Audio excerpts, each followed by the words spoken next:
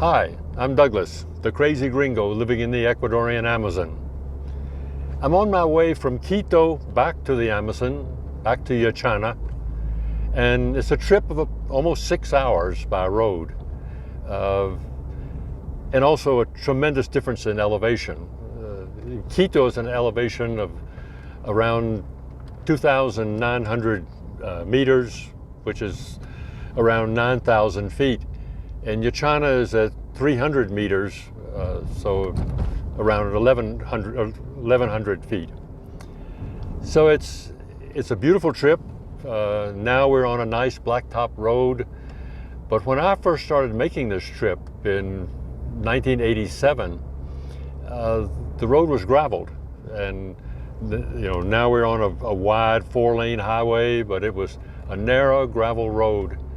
And it was a long day to make that trip from Quito to the city of Coca. That was before Yachana was created.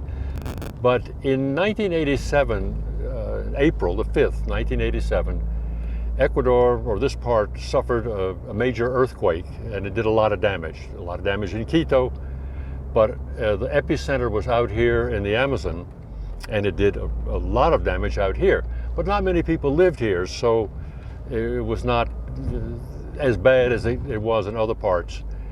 But what it did is it completely wiped out 42 kilometers of the road that goes from Baiza to Lago Agrio, which at that time was the only road that went into the Amazon and primarily to serve the oil industry that was working throughout the Amazon. And so the road was completely gone, and the road passed along the foothill, the base of a volcano called Revendedor, and the ground is very unstable, and so it was very difficult for the government to rebuild the road.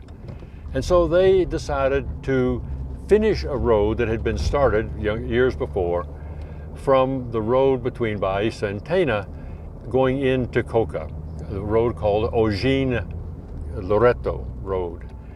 And the government did the best they could with the equipment they had. They had bulldozers and stuff, old, but they all worked. And little by little, it took about 8 months for them to build the road.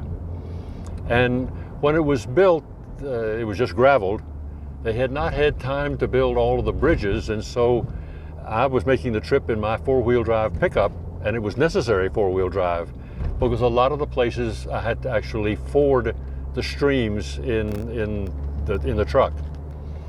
And what was interesting to me with my interest in environmental issues is at that time the road went through primary rainforest, and the rainforest came down right to each side of the road construction. And I remember thinking as I was driving through that it's not going to be long before people come in, farmers acquire the land, clear the land, and start raising cattle and other agricultural crops. And that's what's happened.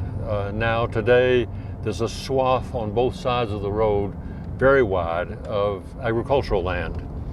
But in that brief period when the road first opened, much of the trip was the road, the forest came right down to the road, and it was spectacular.